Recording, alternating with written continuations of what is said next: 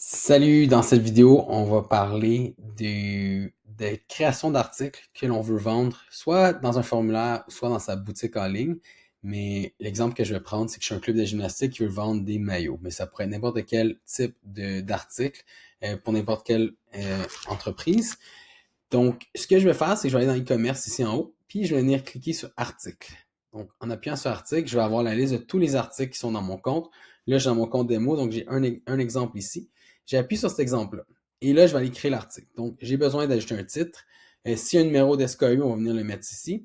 On va mettre une courte description, donc le maillot de gymnastique ici. Et après ça, on voit que c'est la quantité dans l'inventaire, le type de suivi et le prix affiché.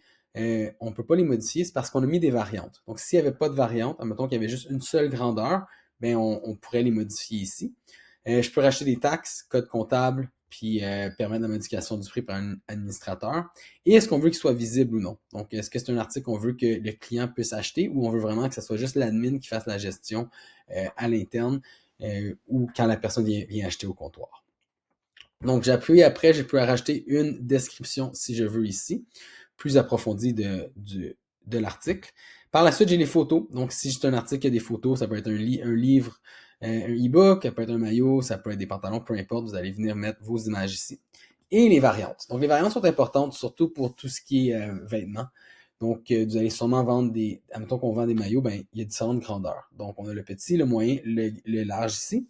Et on peut rajouter une catégorie, un SKU et un prix. Est-ce que c'est le même prix pour les différentes variantes? C'est important de venir faire la modification. Après ça, il y a le type de suivi. Le type de suivi, c'est en gros, le client peut rentrer sur votre boutique en ligne, acheter un maillot petit et ça va être une récupération. Donc, la personne va se rendre au centre ou à votre magasin pour venir récupérer l'item. Donc, ce qui arrive, c'est dès que le paiement est fait, la quantité ici va diminuer à 8. Et sur la facture, vous allez voir que ça va être payé, mais pas encore récupéré. Donc, quand la personne est récupérée, on va le changer à récupérer. Vous allez pouvoir faire un suivi de tout cela dans vos rapports. Donc, c'est important de savoir quel type de suivi on veut parce que ils pourraient n'avoir aucun suivi. L'exemple de vendre un livre numérique, mais ça peut être aussi un prêt. Donc, mettons qu'on loue des vélos pendant une durée, ben, pendant une journée, ben, la personne va venir, va payer, je sais pas, 20$ pour sa location. Elle prend le vélo. Quand elle vient, on va pouvoir dire, hey, ça a été prêté. Donc, la personne est en possession du vélo en ce moment. Et quand elle nous le ramène, ben, on va dire, hey, c'est revenu. Et la quantité va bien sûr s'ajuster au fur et à mesure que les prêts sont revenus. Si on veut vendre des cartes cadeaux, on peut aussi dire, créer un article puis dire quand la personne va acheter une carte cadeau, ben ça va envoyer une carte cadeau. Donc, pour un maillot, non, mais si l'article c'est la carte cadeau, on viendrait mettre oui ici.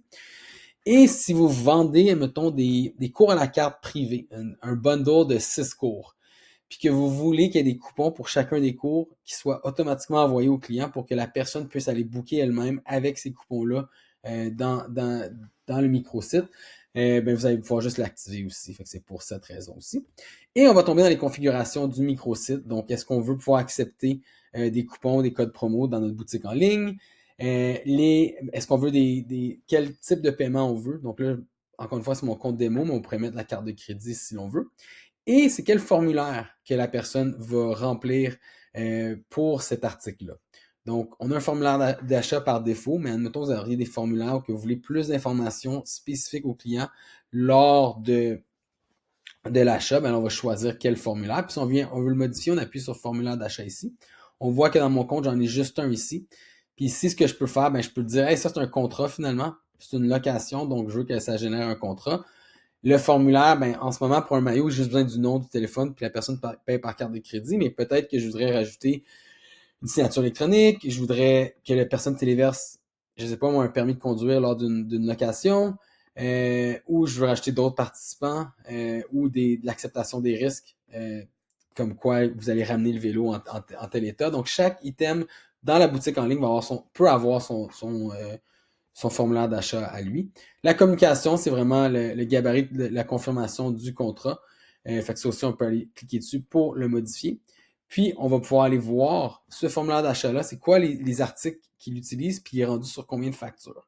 Là, j'ai juste un article dans mon compte démo, mais ça peut être très utile quand vous allez avoir plusieurs articles, puis différents formulaires d'achat, de venir voir quels articles utilisent quel formulaire pour l'achat. Et en gros aussi, c'est très important, c'est qu'il y a peut-être des items qui sont hyper importants qu'un admin ou quelqu'un de votre personnel reçoive une notification quand c'est acheté. Donc, admettons qu'il y aurait une action à faire lors d'un achat, mais on pourrait dire à chaque fois, envoie un courriel à Olivier, dire Hey, cet article-là a été acheté.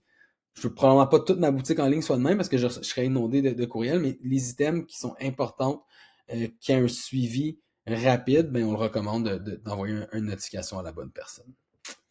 Donc voilà pour la création d'articles dans la plateforme. Dans une prochaine vidéo, je vais parler de la gestion de la boutique en ligne.